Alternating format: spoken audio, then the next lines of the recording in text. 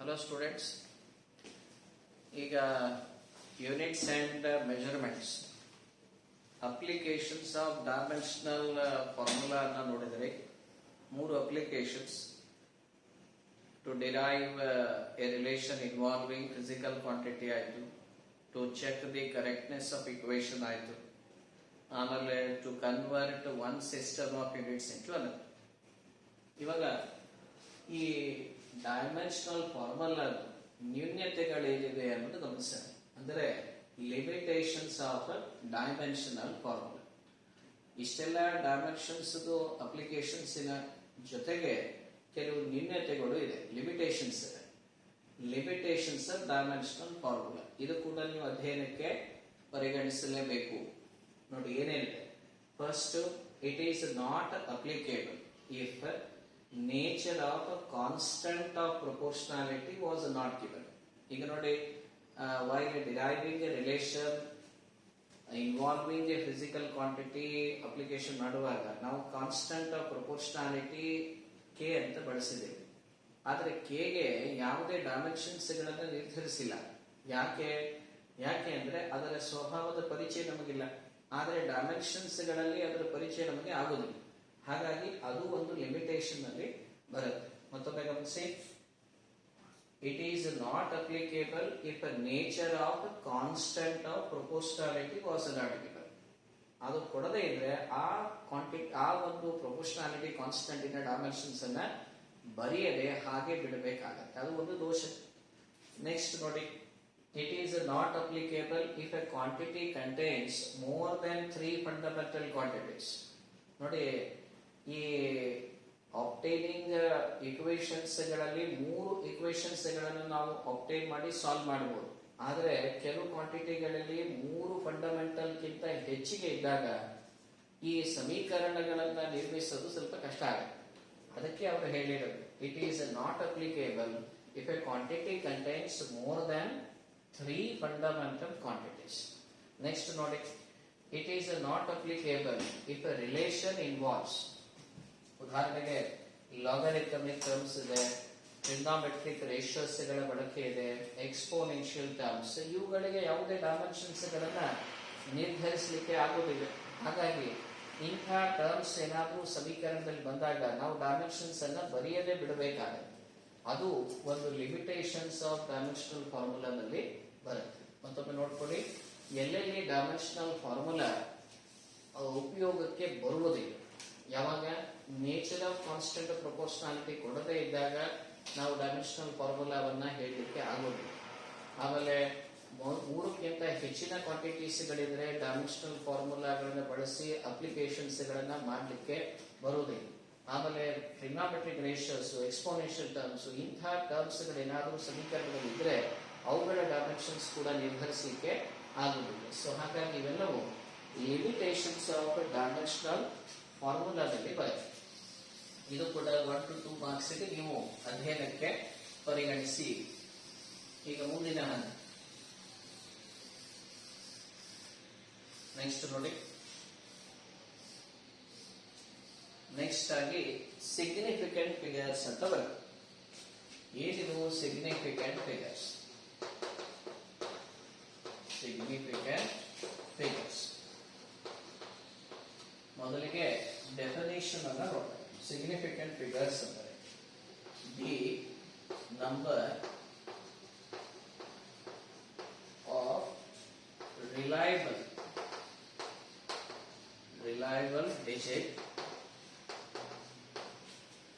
digits plus the first uncertain digit. First uncertain digit are known as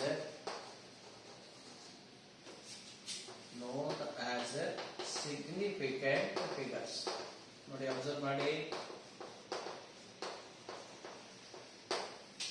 the number of reliable digits. ನೋಡಿ, ಇಲ್ಲಿ 2 ಅಂಶಗಳಿರುತ್ತೆ. ಒಂದು reliable digits, ಆದರೆ ಅದರ ವ್ಯಾಲ್ಯೂವನ್ನ ನಾವು ನಿರ್ಧರಿಸಲಿಕ್ಕೆ ಸಾಧ್ಯ ಆಗುತ್ತೆ. ಇನ್ನೊಂದು ಅನ್ಸರ್ಟನ್ ಡಿಜಿಟ್. ಇವೆರಡು ಸೇರಿ ಆಗುವುದೇ ಸಿಗ್ನಿಫಿಕೆಂಟ್ ಫಿಗರ್ಸ್. ಈಗ ನೋಡಿ, ಒಂದು ಸಾಮಾನ್ಯವಾದ ಮೀಟರ್ ಸ್ಕೇಲ್ ಇದೆ. ಈ ಮೀಟರ್ ಸ್ಕೇಲ್ ಇಂದ ನಾವು ಲೆಂತ್ ಅನ್ನ ಮೆಜರ್ ಮಾಡ್ತಾ ಇದ್ದೀವಿ ಅಂತ ಪರಿಗಣಿಸಿ. ಈಗ ಲೆಂತ್ ಅನ್ನ 2.35 ಸೆಂಟಿಮೀಟರ್ ಮೆಜರ್ ಮಾಡಿದ್ದೀವಿ ಅಂತ ತಿಳ್ಕೊಳ್ಳಿ. ಒಂದು ಸಾಮಾನ್ಯವಾಗಿ ದೊರೆತಕ್ಕಂಥ ಮೀಟರ್ ಸ್ಕೇಲ್ ಇಂದ 2.35 ಮೆಜರ್ ಮಾಡಿದ್ದೇನೆ ಅಕ್ಯುರೇಟ್ ಆಗಿ ಅನ್ಲಿಕ್ಕೆ ಆಗೋದಿಲ್ಲ. ಯಾಕೆಂದ್ರೆ ನಿಮ್ಮ ಸಾಮಾನ್ಯವಾದ ಮೀಟರ್ ಸ್ಕೇಲ್ ನಲ್ಲಿ 1 ಸೆಂಟಿಮೀಟರ್ಗೆ ಎಷ್ಟು ಡಿವಿಷನ್ಸ್ ಇದೆ? 10 ಡಿವಿಷನ್ಸ್ ಇದೆ.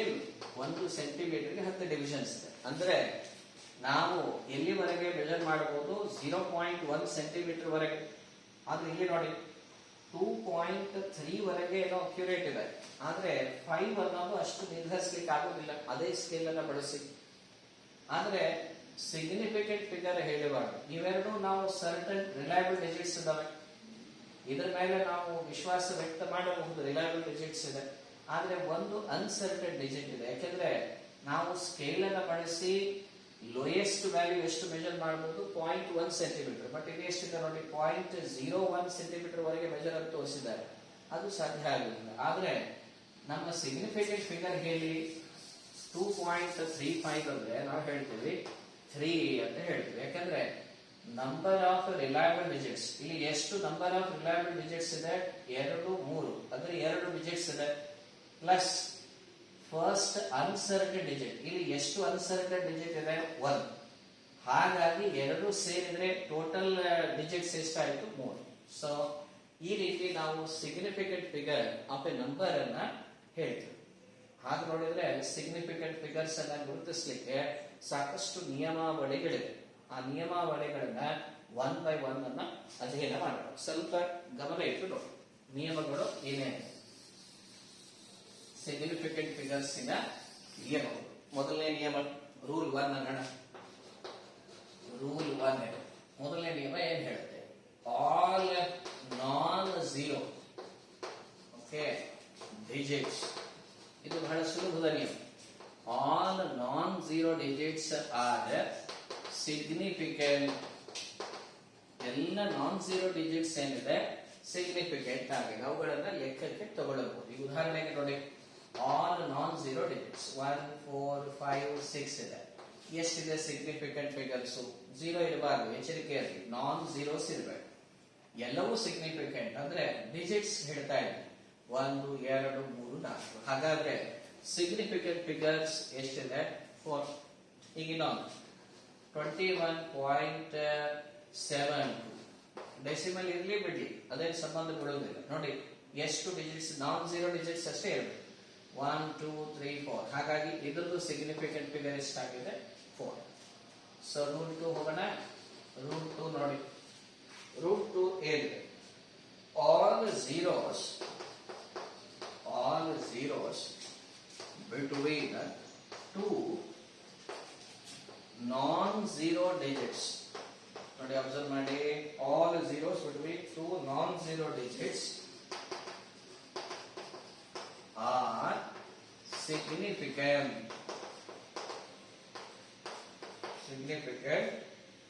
irrespective of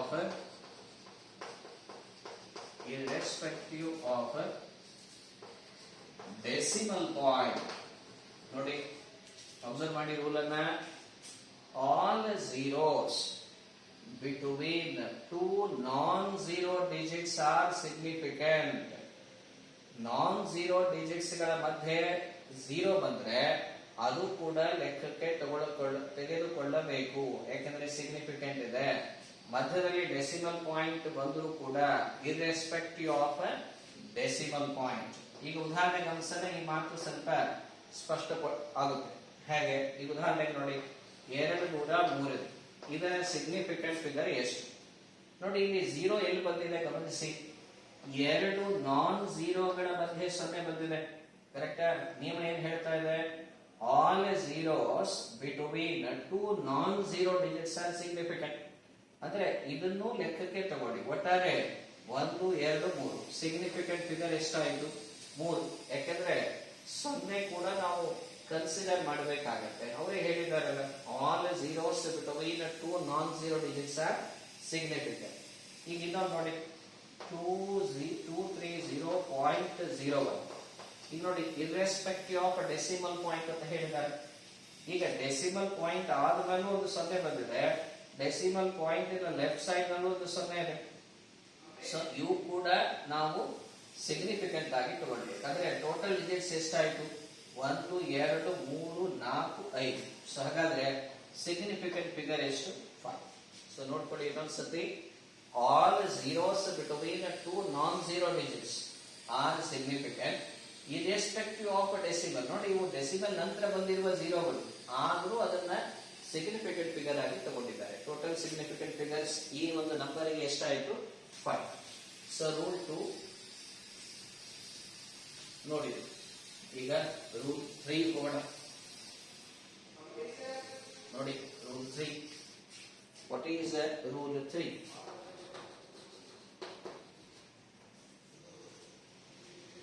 Rule 3 no. The zeros at the end of a number, the zeros at the end of a number, end of a number. ನೋಡಿ ಗಮನಿಸಿ, the zeros at the end of a number without decimal point. ಇದು ಬಹಳ important. Without decimal point. Without a decimal point are not significant. ನೋಡಿ, decimal point ಇರದೇ ಇರುವ ಪಕ್ಷದಲ್ಲಿ ಅವು significant ಆಗುವುದಿಲ್ಲ. ಅಬ್ಸರ್ವ್ ಮಾಡ್ತಾ ಇದ್ದೀರಾ? All zeros at the end of a number without a decimal point are not significant. ಉದಾಹರಣೆಗೆ 2 3 ಬರೆಯೋಣ. ಇದರ ಸಿಗ್ನಿಫಿಕೆಂಟ್ ಫಿಗರ್ಸ್ ಎಷ್ಟು ನೋಡ್ತಾ ಇದ್ದೀರಾ? ಎಂಡಿಂಗ್ zeros ಇದೆ, ಬಟ್ ಡೆಸಿಮಲ್ ಪಾಯಿಂಟ್ ಇಲ್ಲ, ಹಾಗಾಗಿ ಸಿಗ್ನಿಫಿಕೆಂಟ್ ಅಲ್ಲ. ಇದರ ಸಿಗ್ನಿಫಿಕೆಂಟ್ ವ್ಯಾಲ್ಯೂ ಎಷ್ಟು? ಕೇವಲ 1. ಅದೇ ನೋಡಿ, if they come from measurement, ಇನ್ನೊಂದು ವಿಶೇಷತೆ ಇದೆ. if they come from measurement, then ಅವಾಗ ಏನಾಗುತ್ತೆ? ಅದೇ 0ಗಳು, then they are significant. ನೋಡಿ, ಒಂದು ಮೆಷರ್ಮೆಂಟ್ ಅಂತ ಬಂದಾಗ ಅವಾಗ ಅದು ಸಿಗ್ನಿಫಿಕೆಂಟ್ ಆಗುತ್ತೆ. ಉದಾಹರಣೆಗೆ ನೋಡಿ, ಉದಾಹರಣೆಗೆ 200 ಸೆಕೆಂಡ್ ಅಂತ ಬರೆದ್ರಿ ಅಂತ ತಿಳ್ಕೊಳ್ಳಿ. 200 ಸೆಕೆಂಡ್, ಅವಾಗ ಸಿಗ್ನಿಫಿಕೆಂಟ್ ಫಿಗರ್ಸ್ ಎಷ್ಟು? ಅವಾಗ ಇದನ್ನ ಲೆಕ್ಕಕ್ಕೆ ತೆಗೆದುಕೊಳ್ಳಿ. ಅಂದ್ರೆ 1 2 3, ಅವಾಗ ಸಿಗ್ನಿಫಿಕೆಂಟ್ ಫಿಗರ್ ಎಷ್ಟು? 3. ಇನ್ನೊಂದು ಉದಾಹರಣೆ ನೋಡಿ, 84600 ಪಾಯಿಂಟ್ ಇಡ್ರಿ, ಅವಾಗ ಸಿಗ್ನಿಫಿಕೆಂಟ್. ನೋಡಿ, without decimal point not significant, with decimal point they are significant. ಅಂದ್ರೆ ಇದಕ್ಕೆ ಎಷ್ಟು ಸಿಗ್ನಿಫಿಕೆಂಟ್ ಫಿಗರ್ಸ್ ಇದೆ? 1 2 3 4 5. ಯಾಕಂದ್ರೆ ಡೆಸಿಮಲ್ ಪಾಯಿಂಟ್ ಬಂದಿದೆಯಲ್ಲ. ಡೆಸಿಮಲ್ ಪಾಯಿಂಟ್ ಇರದೇ ಇರುವ ಪಕ್ಷದಲ್ಲಿ ಅದು ಸಿಗ್ನಿಫಿಕೆಂಟ್ ಅಲ್ಲ, ಡೆಸಿಮಲ್ ಪಾಯಿಂಟ್ ಇದ್ರೆ ಅದು ಸಿಗ್ನಿಫಿಕೆಂಟ್ ಅಲ್ಲ. ನೋಡ್ಕೊಳ್ಳಿ ರೂಲ್.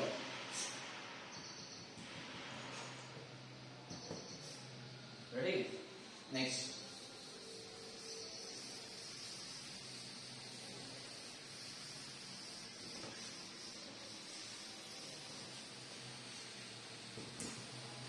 ರೂಲ್ ನೋಡಿ. ರೂಲ್ 4,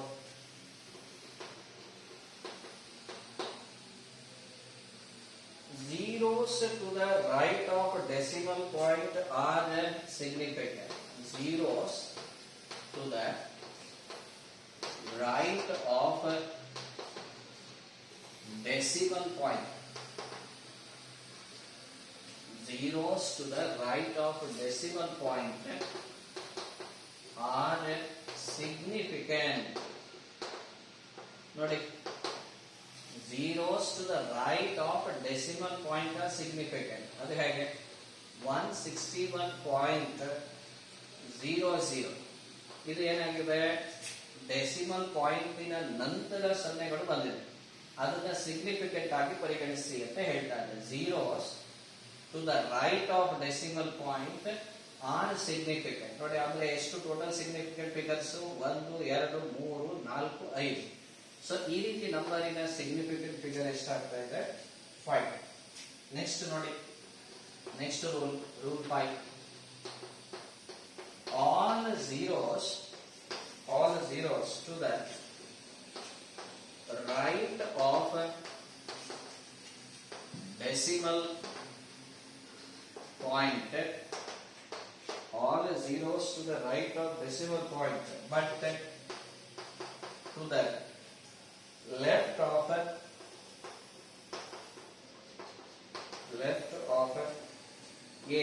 non-zero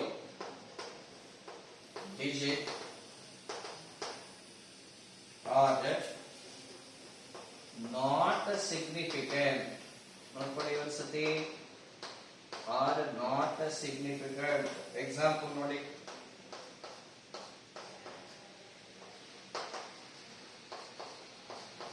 ಅಬ್ಸರ್ವ್ ಮಾಡ್ತೀರಾ ಏನ್ ಹೇಳುತ್ತೆ? All zeros to the right of decimal point. ನೋಡಿ, ಈ ಡೆಸಿಮಲ್ ಪಾಯಿಂಟ್ ರೈಟ್ ಅಂದ್ರೆ ಈ ಕಡೆ, ಲೆಫ್ಟ್ ಅಂದ್ರೆ ಈ ಕಡೆ.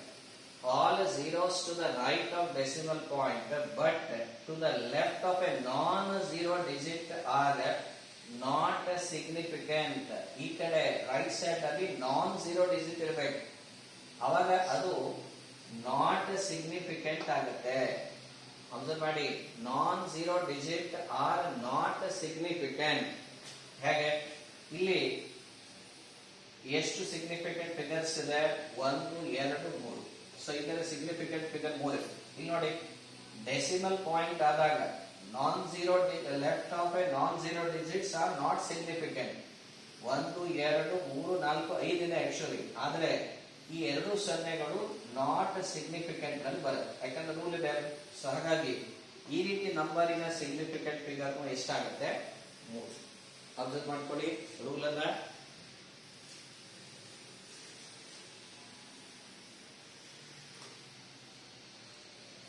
ನೋಡಿದ್ರೆ ರೂಲು. ನೆಕ್ಸ್ಟ್ ನೋಡಿ, ರೂಲ್ 6 ಹೋಗೋಣ.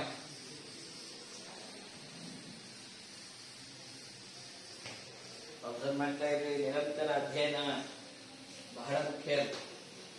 ರೂಲ್ 6 ಬರೋಣ. The zeros at the end of a number, the zeros at the end of a number, zeros at the end of a number with a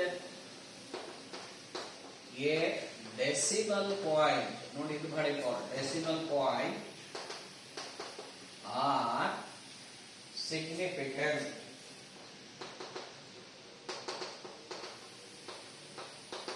ನೋಡಿ, zeros at the end of a number, ಈಗ ending zeros ಇದೆ. ಈಗ ಉದಾಹರಣೆಗೆ 8, 6, 4, 0, 0 ending 0 ಇದೆ. ಆದ್ರೆ ಆ ending 0 ಏನಿದೆ with decimal point ಆಗಿದ್ರೆ ಅವಾಗ ಅದು ಏನಾಗುತ್ತೆ? ಸಿಗ್ನಿಫಿಕೆಂಟ್ ಆಗುತ್ತೆ. ಬರೀ ಹೀಗೆ ಬರೆದಾಗ ಎಷ್ಟಿದೆ ಸಿಗ್ನಿಫಿಕೆಂಟ್ ಫಿಗರ್ ಅಂದ್ರೆ 3 ಅಂತ ಹೇಳ್ಬೋದು. ಆದ್ರೆ ವಿತ್ ಡೆಸಿಮಲ್ ಪಾಯಿಂಟ್ ಅಂತ ಹೇಳಿದ್ರೆ ಅವಾಗ ಈ ಸೊನ್ನೆಗಳು ಕೌಂಟೇಬಲ್ ಆಗುತ್ತೆ, ಅಂದ್ರೆ ಸಿಗ್ನಿಫಿಕೆಂಟ್ ಫಿಗರ್ ಎಷ್ಟಾಗುತ್ತೆ? 5. ಸೊ ನೋಡಿದ್ರಲ್ಲ, ಸೊ ಯಾವ ರೀತಿ ಕೊಟ್ಟಿರುವ ನಂಬರಿನ ಸಿಗ್ನಿಫಿಕೆಂಟ್ ಫಿಗರ್ ಅನ್ನ ನಾವು ಹೇಳ್ಬೋದಾಗುತ್ತೆ.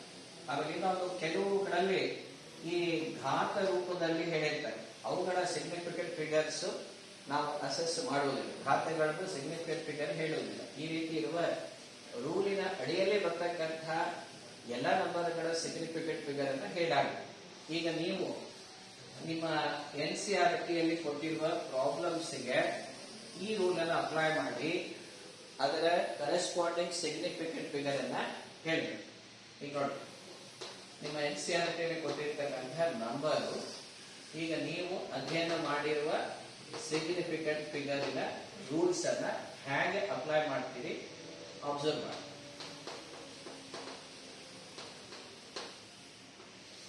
ಇದು ನಿಮ್ಮ NCERT ಯಲ್ಲಿ ಕೊಟ್ಟಿದೆ. ಮೊದಲನೇದು 0.07 ಮೀಟರ್ ಸ್ಕ್ವೇರ್ ಕೊಟ್ಟಿದ್ದಾರೆ. ಎರಡನೇದು 2.64 into 10⁻²⁴ ಇದೆ. ಮೂರನೇದು 0.2370 ಇದೆ. ಆಮೇಲೆ 6.032 newton per metre square. Unit mention ಮಾಡಿದ್ದಾರೆ 0.006032 ಇದೆ. ಸೊ ಈಗ ನೀವೆಲ್ಲ ರೂಲ್ಸ್ ಗಳನ್ನ ಒಟ್ಟಿಗೆ ನೆನಪಿನಲ್ಲಿ ತಂದು ಟ್ರೈ ಮಾಡಿ ನೋಡಿ. ನಂಬರ್ ಕೊಟ್ಟಿದ್ದಾರೆ 0.007. ನೋಡಿ ಡೆಸಿಮಲ್ ಆದ್ಮೇಲೆ 0 ಬಂದಿದೆ, ಸಿಗ್ನಿಫಿಕೆಂಟ್ ಆಗುತ್ತೋ ಸಿಗ್ನಿಫಿಕೆಂಟ್ ಆಗೋದಿಲ್ಲವೋ? ಸಿಗ್ನಿಫಿಕೆಂಟ್ ಅಲ್ಲ, ಈ ತರ ರೂಲ್ ನೋಡಿದ್ದೀರಾ. ಸೊ 0.007 ನ ಸಿಗ್ನಿಫಿಕೆಂಟ್ ಫಿಗರ್ ಎಷ್ಟು? 1. ನೆಕ್ಸ್ಟ್ ನೋಡಿ 2.64, ಇದು ಯಾವ ರೂಲ್ ಅಲ್ಲಿ ಬರುತ್ತೆ? All non zero digits are significant. ರೇಸ್ ಅನ್ನ ಹೇಳೋದಿಲ್ಲ ಅಂತ ಹೇಳಿದ್ರೆ 2.64 ಎಷ್ಟಾಗುತ್ತೆ? 1, 2, 3. ಸೊ ಸಿಗ್ನಿಫಿಕೆಂಟ್ ಫಿಗರ್ 3 ಇದೆ. ನೆಕ್ಸ್ಟ್ ನೋಡಿ ಡೆಸಿಮಲ್ ಆದ್ಮೇಲೆ ಬರ್ತಕ್ಕಂಥ ನಂಬರ್ಸ್ ಇದು, ಆದ್ರೆ ಇದು ಬೇರೆ ಇದು ಬೇರೆ, ಸರಿನಾ? 2370 ರೂಲ್ಸ್ ಅಬ್ಸರ್ವ್ ಮಾಡಿ. ಸಿಗ್ನಿಫಿಕೆಂಟ್ ಫಿಗರ್ ಎಷ್ಟು? 4 ಇದೆ. ನೆಕ್ಸ್ಟ್ 6.0 ಅಂದ್ರೆ 0 line in between non zero digits ಇದೆ, ಇರ್ರೆಸ್ಪೆಕ್ಟಿವ್ ಆಫ್ ಡೆಸಿಮಲ್ ಪಾಯಿಂಟ್. ಹಾಗಾದ್ರೆ 1, 2, 3, 4. ಸಿಗ್ನಿಫಿಕೆಂಟ್ ಫಿಗರ್ ಎಷ್ಟು? 4. ಇಲ್ಲಿ ನೋಡಿ ಆಫ್ಟರ್ ಡೆಸಿಮಲ್ 3 0 ಬಂದಿದೆ, but they are not significant. But ಇವು ಸಿಗ್ನಿಫಿಕೆಂಟ್ ಆಗುತ್ತೆ, ಇದನ್ನು ಸಿಗ್ನಿಫಿಕೆಂಟ್ ಆಗುತ್ತೆ, ಯಾಕಂದ್ರೆ in between non zero digits ಇದೆ 1, 2, 3, 4. ಹಾಗಾದ್ರೆ ಸಿಗ್ನಿಫಿಕೆಂಟ್ ಫಿಗರ್ ಎಷ್ಟು? 4. ಅಬ್ಸರ್ವ್ ಮಾಡ್ಕೊಳ್ಳಿ. Number given and how to assess the corresponding significant figures. ನೋಡಿ ಅಬ್ಸರ್ವ್ ಮಾಡಿದ್ರಿ ರೂಲ್ಸ್ ಆಫ್ ಸಿಗ್ನಿಫಿಕೆಂಟ್ ಫಿಗರ್ಸ್. ಆಮೇಲೆ ಇಮಿಡಿಯೇಟ್ಲಿ ಆ ರೂಲ್ಸ್ ಅನ್ನ ಈ ಕೊಟ್ಟಿರುವ ನಂಬರ್ಸ್ ಗಳಿಗೆ ಅಪ್ಲಿಕೇಶನ್ ಸ್ವರೂಪದಲ್ಲಿ ನೋಡ್ತಾ ಇದ್ದೇವೆ. ಗಮನಿಸಿದ್ರಾ? ಓಕೆ. ಸೊ ನೆಕ್ಸ್ಟ್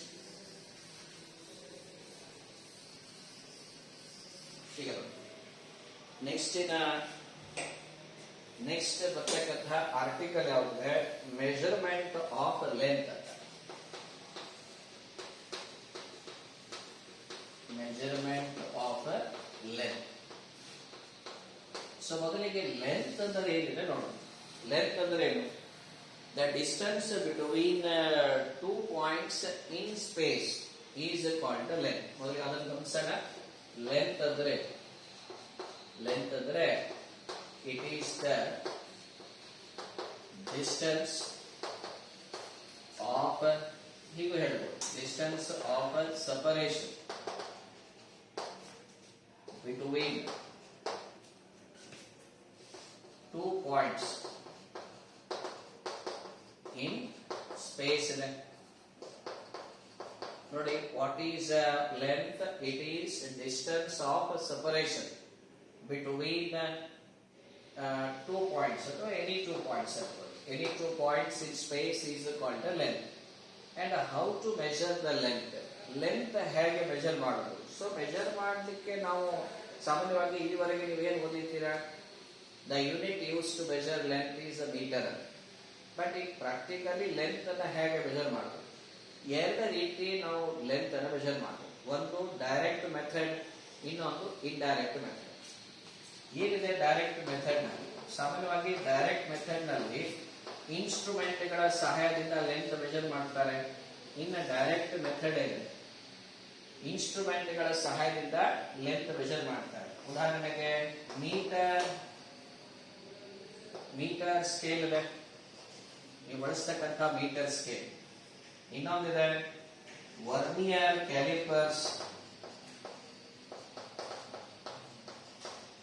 ಆಮೇಲೆ ಸ್ಕ್ರೂ ಗೇಜ್. ನೋಡಿ ಲೆಂತ್ ಅನ್ನ ಡೈರೆಕ್ಟ್ ಮೆಥಡ್ ನಲ್ಲಿ ಮೆಜರ್ ಮಾಡಲಿಕ್ಕೆ 3 ಇನ್ಸ್ಟ್ರೂಮೆಂಟ್ಸ್ ಗಳು ಸಾಮಾನ್ಯವಾಗಿ ಬಳಸ್ತಾರೆ. ಇನ್ನೊಂದು ವಿಶೇಷವಾದ ಅಂಶ ಏನಂದ್ರೆ ಈ ಇನ್ಸ್ಟ್ರೂಮೆಂಟ್ಸ್ ಗಳ ಒಂದು ಲೀಸ್ಟ್ ಕೌಂಟ್ ನಿಮಗೆ ಗೊತ್ತಿರಬೇಕು. ಲೀಸ್ಟ್ ಕೌಂಟ್ ಅಂದ್ರೆ the lowest possible value that we can measure is called least count. ಅಂದ್ರೆ ಕೊಟ್ಟಿರುವ ಇನ್ಸ್ಟ್ರೂಮೆಂಟ್ ನಿಂದ ಅತ್ಯಂತ ಕಡಿಮೆ ಪ್ರಮಾಣದ ವ್ಯಾಲ್ಯೂ ಅನ್ನು ಮೆಜರ್ ಮಾಡ್ತೀವಲ್ಲ, ಅದನ್ನೇ ನಾವು ಲೀಸ್ಟ್ ಕೌಂಟ್ ಅಂತ ಹೇಳೋದು. ಈಗ ನೋಡಿ ಮೀಟರ್ ಸ್ಕೇಲ್ ನಲ್ಲಿ 1 ಸೆಂಟಿಮೀಟರ್ ಅನ್ನ ಎಷ್ಟು ಡಿವಿಷನ್ಸ್ ಆಗಿ ಮಾಡಿರ್ತಾರೆ? 10 ಡಿವಿಷನ್ಸ್. ಹಾಗಾದ್ರೆ ನಾವು 1 ಸೆಂಟಿಮೀಟರ್ ನ 10 ಡಿವಿಷನ್ಸ್ ಮಾಡಿದೀವಂದ್ರೆ ಲೀಸ್ಟ್ ಕೌಂಟ್ ಎಲ್ಲಿವರೆಗೆ ಆಯ್ತು? ಲೋಯೆಸ್ಟ್ ವ್ಯಾಲ್ಯೂ ಎಲ್ಲಿವರೆಗೆ ಮೆಜರ್ ಮಾಡಬಹುದು? 0.1 ಸೆಂಟಿಮೀಟರ್ ವರೆಗೆ. ಅದನ್ನೇ ನಾವು ಲೀಸ್ಟ್ ಕೌಂಟ್ ಅಂತ ಹೇಳೋದು. ಮೀಟರ್ ಸ್ಕೇಲಿನ ಲೀಸ್ಟ್ ಕೌಂಟ್ ಎಷ್ಟಿದೆ ಅಂದ್ರೆ 0.1 ಸೆಂಟಿಮೀಟರ್ ಇದೆ. ಅದೇ ರೀತಿ ವರ್ನಿಯರ್ ಕ್ಯಾಲಿಪರ್ಸಿನ ಲೀಸ್ಟ್ ಕೌಂಟ್ ಎಷ್ಟಿದೆ 0.01 ಸೆಂಟಿಮೀಟರ್. ಅದೇ ರೀತಿ ಸ್ಕ್ರೂ ಗೇಜಿನ ಲೀಸ್ಟ್ ಕೌಂಟ್ ಎಷ್ಟಿದೆ ಅಂದ್ರೆ 0.001 ಸೆಂಟಿಮೀಟರ್ ಇದೆ. ಸೊ ಹೀಗೆ ಡೈರೆಕ್ಟ್ ಮೆಥಡ್ ನಲ್ಲಿ ನಾವು ನೇರವಾಗಿ ಇನ್ಸ್ಟ್ರೂಮೆಂಟ್ ಗಳ ಬಳಕೆಯಿಂದ ಲೆಂತ್ ಅನ್ನ ಮೆಷರ್ ಮಾಡಬಹುದಾಗಿದೆ. ಸೊ ಯಾವ್ಯಾವ ಇನ್ಸ್ಟ್ರೂಮೆಂಟ್ಸ್ ಗಳು ಸಾಮಾನ್ಯವಾಗಿ ಬಳಕೆಯಲ್ಲಿದೆ? ಮೀಟರ್ ಸ್ಕೇಲ್ ಇದೆ, ವರ್ನಿಯರ್ ಕ್ಯಾಲಿಪರ್ಸ್ ಇದೆ ಹಾಗೂ ಸ್ಕ್ರೂ ಗೇಜ್. ಈಗ ಅದೇ ಲೆಂತ್ ಅನ್ನ ಇಂಡೈರೆಕ್ಟ್ ಮೆಥಡ್ಸ್ ಲಿಂದ ಇಂಡೈರೆಕ್ಟ್ ಮೆಥಡ್ ನಲ್ಲಿ ಹೇಗೆ ಮೆಷರ್ ಮಾಡ್ತಾರೆ? ಅದಕ್ಕೊಂದು ಕಾನ್ಸೆಪ್ಟ್ ಇದೆ, ಪ್ಯಾರಲಾಕ್ಸ್ ಮೆಥಡ್. ಸೊ ಅದನ್ನ ಇಂಡೈರೆಕ್ಟ್ ಮೆಥಡ್ ನಲ್ಲಿ ನೋಡಿ, how to measure the length by indirect method. ನೋಡಿ, ಇದು ಕೂಡ ನಿಮ್ಮ NCERT ನಲ್ಲಿ ಮೆನ್ಷನ್ ಇದೆ. Indirect method for measuring.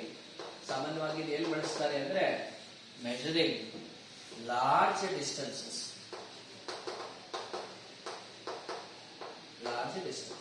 ನೋಡಿ, indirect method for measuring large distance. ಇಲ್ಲಿ ಬಳಸಲ್ಪಡುವ ಐಡಿಯಾ ಏನಂದ್ರೆ ಪ್ಯಾರಲಾಕ್ಸ್ ಮೆಥಡ್ ಅಂತ ಹೇಳ್ತೀವಿ. ಏನಿದು ಪ್ಯಾರಲಾಕ್ಸ್ ಮೆಥಡ್? ಪ್ಯಾರಲಾಕ್ಸ್ ಮೆಥಡ್ ಅಂತ ಹೇಳ್ತೀವಿ. ಇದಕ್ಕೊಂದು ಸರಳ ಪ್ರಯೋಗ ನೀವು ಮಾಡಬಹುದು. ನೋಡಿ, ಈಗ ಚಾಕ್ ಪೀಸ್ ಅನ್ನ ನಿಮ್ಮ ಕಣ್ಣಿನ ನೇರಕ್ಕೆ ಹಿಡಿರಿ. ಈಗ ಒಂದು ಕಣ್ಣಿನಿಂದ ಚಾಕ್ ಪೀಸ್ ಅನ್ನ ಅಬ್ಸರ್ವ್ ಮಾಡಿ, ಅದು ಒಂದು ಪಾಯಿಂಟ್ ನಲ್ಲಿ ಕಾಣಿಸುತ್ತೆ. ನಂತರ ಒಂದು ಕಣ್ಣನ್ನ ಮುಚ್ಚಿ ಇನ್ನೊಂದು ಕಣ್ಣಿನಿಂದ ನೋಡಿ, ಅವಾಗ ಅದರ ಪೊಸಿಷನ್ ಚೇಂಜ್ ಆಗುತ್ತೆ. ನೀವು ಅಬ್ಸರ್ವ್ ಮಾಡಬಹುದು. ಒಂದು ಕಣ್ಣಿನಿಂದ ಚಾಕ್ ಪೀಸ್ ಪೊಸಿಷನ್ ಫಿಕ್ಸ್ ಇಡ್ರಿ, ಬಟ್ ನಿಮ್ಮ ಕಣ್ಣನ್ನ ಒಂದು ಕಣ್ಣಿಂದ ಅಬ್ಸರ್ವ್ ಮಾಡಿ ಒಂದು ಪೊಸಿಷನ್ ಅಲ್ಲಿ ಅದೇ ಚಾಕ್ ಪೀಸ್ ಕಾಣಿಸುತ್ತೆ. ಇನ್ನೊಂದು ಕಣ್ಣಿಂದ ನೋಡಿ, ಇನ್ನೊಂದು ಪೊಸಿಷನ್ ಕಾಣಿಸುತ್ತೆ. ಈ ರೀತಿ ಅಪರೆಂಟ್ ಶಿಫ್ಟ್ ಏನಾಗುತ್ತೆ, ಅದು ಪ್ಯಾರಲಾಕ್ಸ್ ಕಾನ್ಸೆಪ್ಟ್ ಲಿಂದ ಆಗುತ್ತೆ. ಸೊ ಅದೇ ಮೆಥಡ್ ಅನ್ನ ನಾವು ಇಲ್ಲಿ ಬಳಸ್ತೇವೆ, ಅದಕ್ಕೆ ಪ್ಯಾರಲಾಕ್ಸ್ ಮೆಥಡ್ ಅಂತ ಹೇಳ್ತೀವಿ. ಸೊ ನೋಡಿ, ಇದನ್ನೇ ನಾವು ಲಾರ್ಜ್ ಡಿಸ್ಟೆನ್ಸ್ ಗೆ ಹೇಗೆ ಅಪ್ಲೈ ಮಾಡಬಹುದು ನೋಡಿ. ಪ್ಯಾರಲಾಕ್ಸ್ ಅಂದರೆ ಮೊದಲು ಇದ್ರ ಬಗ್ಗೆ ಡೆಫಿನೇಷನ್ ಬರೆಯೋದು. ಪ್ಯಾರಲಾಕ್ಸ್ ಅಂದರೆ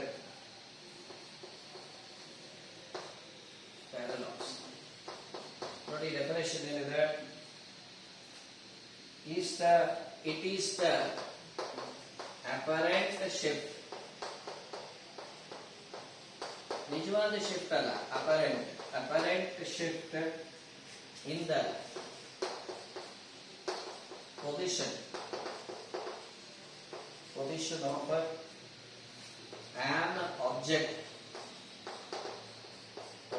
of an object with respect to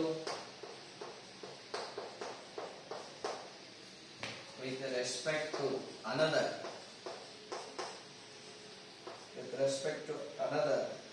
when we shift our eye sideways. ನೋಡಿ, ಮತ್ತೊಮ್ಮೆ ಗಮನಿಸಿ. Parallax, it is the apparent shift ಅಂತ ಹೇಳಿದ್ನಲ್ಲ. ಕಣ್ಣಿನ ನೇರಕ್ಕೆ ಆಬ್ಜೆಕ್ಟ್ ಅನ್ನ ಹೋಲ್ಡ್ ಮಾಡಿ ಮೊದಲು ಒಂದು ಕಣ್ಣಿಂದ ಅಬ್ಸರ್ವ್ ಮಾಡಿ, ನಂತರ ಒಂದು ಕಣ್ಣನ್ನು ಮುಚ್ಚಿ ಇನ್ನೊಂದು ಕಣ್ಣಿಂದ ನೋಡಿದಾಗ ಒಂದು ಅಪರೆಂಟ್ ಶಿಫ್ಟ್ ಕಾಣಿಸುತ್ತೆ. ಅದನ್ನೇ ನಾವು ಹೇಳಿರೋದು ಪ್ಯಾರಲಾಕ್ಸ್ ಅಂತ. It is the apparent shift in the position of an object with respect to another. ಕರೆಕ್ಟಾ? When we shift our eye sidewards. ಈ ಕಣ್ಣಿಂದ ಆಮೇಲೆ ಈ ಕಣ್ಣಿನಿಂದ ಗಮನಿಸಿದಾಗ ಅಪರೆಂಟ್ ಶಿಫ್ಟ್ ಅಂತ ಕಾಣಿಸುತ್ತೆ. ಈ ಕಾನ್ಸೆಪ್ಟ್ ಅನ್ನ ಬಳಸಿ ನಾವು ಲಾರ್ಜ್ ಡಿಸ್ಟೆನ್ಸ್ ಅನ್ನ ಮೆಷರ್ ಮಾಡ್ತೇವೆ. ಹೇಗೆ ನೋಡಿ, ಇದೇನಿದೆ, ನಮ್ಮ ಅರ್ತ್ ಇದೆ. ಇದು ನೀವು ಅಬ್ಸರ್ವ್ ಮಾಡುವ ಪ್ಲಾನೆಟ್, ಸರಿನಾ? ಈ ಪ್ಲಾನೆಟ್ ಅನ್ನ ಎರಡು ಪೊಸಿಷನ್ಸ್ ಗಳಿಂದ ಅಬ್ಸರ್ವ್ ಮಾಡಿ. ಮೊದಲಿಗೆ ಈ ಪೊಸಿಷನ್ಸ್ ಲಿಂದ ಪ್ಲಾನೆಟ್ ಅಬ್ಸರ್ವ್ ಮಾಡಿ, ಪೊಸಿಷನ್ ಎ, ಸರಿನಾ? ನಂತರ ಇನ್ನೊಂದು ಪೊಸಿಷನ್ಸ್ ಲಿಂದ ಇದು ಪೊಸಿಷನ್ ಬಿ. ಇವೆರಡು ಸೇರಿಸತಕ್ಕಂಥ ಲೈನ್. ಇದು ಪ್ಲಾನೆಟ್ ಇದೆ, ಆಮೇಲೆ ಎರಡು ಪೊಸಿಷನ್ಸ್ ಏನಿದೆ, ಡಿಸ್ಟೆನ್ಸ್ ಬಿಟ್ವೀನ್ ಟೂ ಪೊಸಿಷನ್ಸ್ ಗೆ ನಾವು ಏನ್ ಹೇಳ್ತೀವಿ, ಬೇಸಿಸ್ ಅಂತ ಹೇಳಿ. ಡಿಸ್ಟೆನ್ಸ್ ಬಿಟ್ವೀನ್ ಟೂ ಪೊಸಿಷನ್ಸ್ ಏನಿದೆ ಆನ್ ದಿ ಅಬ್ಸರ್ವೇಬಲ್ ಪಾಯಿಂಟ್ಸ್ ಏನಿದೆ on the surface of the earth ಏನಿದೆ, ಇದಕ್ಕೆ ಬೇಸಿಸ್ ಅಂತ ಹೇಳಿ. ಆಮೇಲೆ ಈ ಎರಡು ಪೊಸಿಷನ್ಸ್ ಲಿಂದ ಒಂದು ಆಂಗಲ್ ಏರ್ಪಡುತ್ತಲ್ಲ, this is called parallactic angle ಅಂತ ಹೇಳಿ. ನೋಡಿ, ಇದಕ್ಕೆ ಸಿಂಬಲ್ ಆಗಿ ಬಿ ಇದೆ, ಇದಕ್ಕೆ ಸಿಂಬಲ್ ಆಗಿ ಥೀಟಾ ಇದೆ. ಆಮೇಲೆ ಈ ಪ್ಲಾನೆಟ್ಗೂ ಮತ್ತು ಅರ್ತ್ ನಡುವೆ ಒಂದು ದೂರ ಇದೆಯಲ್ಲ, ಅದನ್ನೇ ನಾವು ಆಸ್ಟ್ರೋನಾಮಿಕಲ್ ಡಿಸ್ಟೆನ್ಸ್ ಆಫ್ ಆಬ್ಜೆಕ್ಟ್ ಅಂತ, ಅಥವಾ ಇದನ್ನ ರೇಡಿಯಸ್ ಅಂತೂ ಅನ್ಬೋದು. So astronomical distance of object ಆಗಿ ಏನ್ ತಗೊಳ್ತಾರೆ, ಡಿ ಇದೆ. ಸೊ ನೋಡಿ, ಇಲ್ಲಿ ಇದನ್ನೇ ನಾವು ರೇಡಿಯಸ್ ಆಗಿ ತಗೊಂಡಾಗ ಈಗ ಒಂದು arc length ಏರ್ಪಡುತ್ತೆ.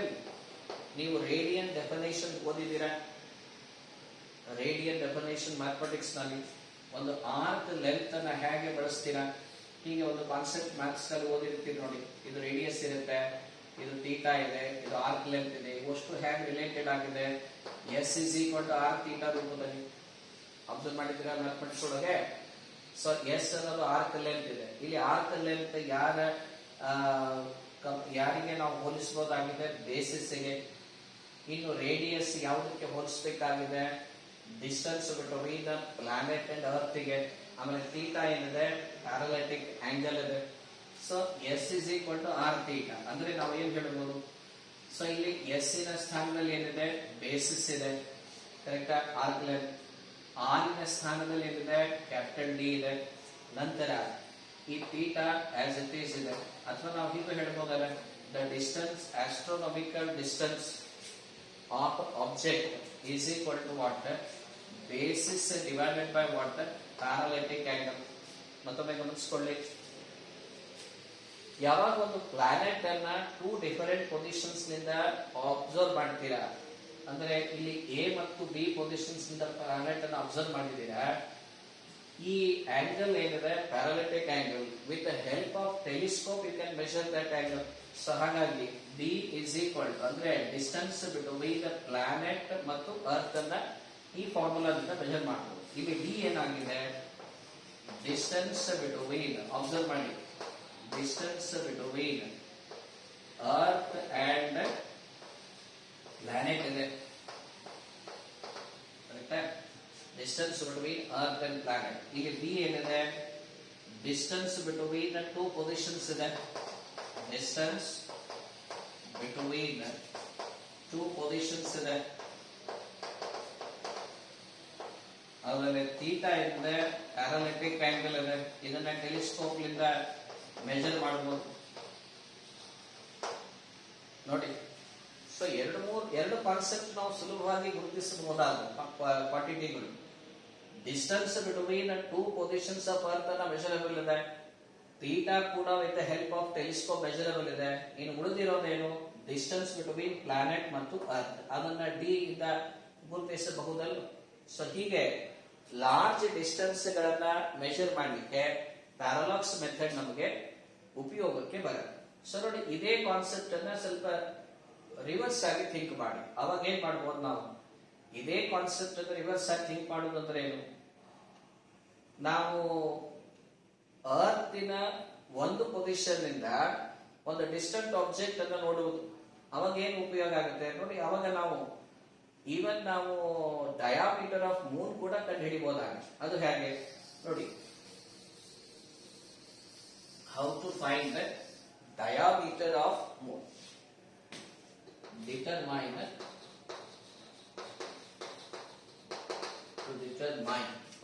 diameter of moon. ನೋಡಿ, ಹೇಗೆ ಒಂದು ಮೂನಿನ ಡಯಾಮೀಟರ್ ನಾವು ಕಂಡು ಹಿಡಿಯಬಹುದು ನೋಡಿ. ಇದು ಬಹಳ ಸುಲಭದ ವಿಧಾನ. ಇದು ಮೂನ್ ಇದೆ, ಇದು ನಿಮ್ಮ ಅರ್ತ್. ಅಲ್ಲೇನ್ ಮಾಡಿದ್ರೆ ಟೂ ಪೊಸಿಷನ್ಸ್ ನಿಂದ ಪ್ಲಾನೆಟ್ ವ್ಯೂ ಮಾಡಿದ್ವಿ. ಈಗ ಒಂದೇ ಪಾಯಿಂಟ್ ಲಿಂದ ಟೂ ಪೊಸಿಷನ್ಸ್ ಅನ್ನ ರೆಕಾರ್ಡ್ ಮಾಡ್ಕೊಳ್ಳಿ. ಹೀಗೆ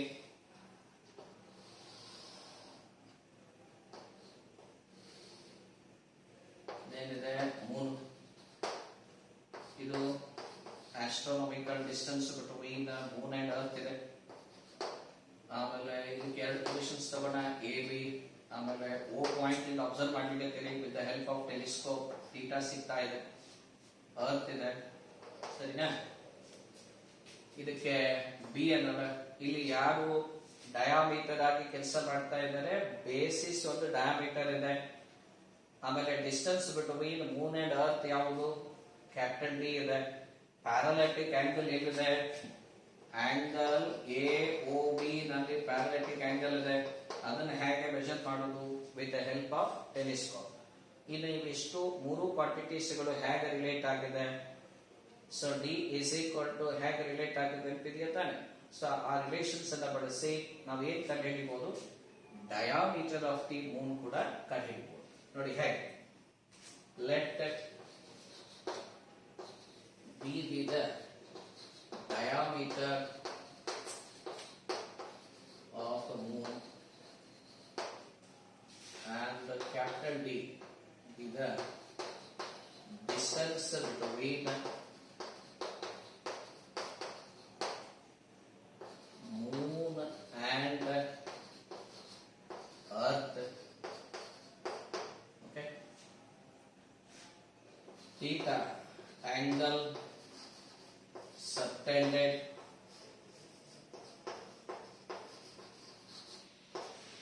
by basis.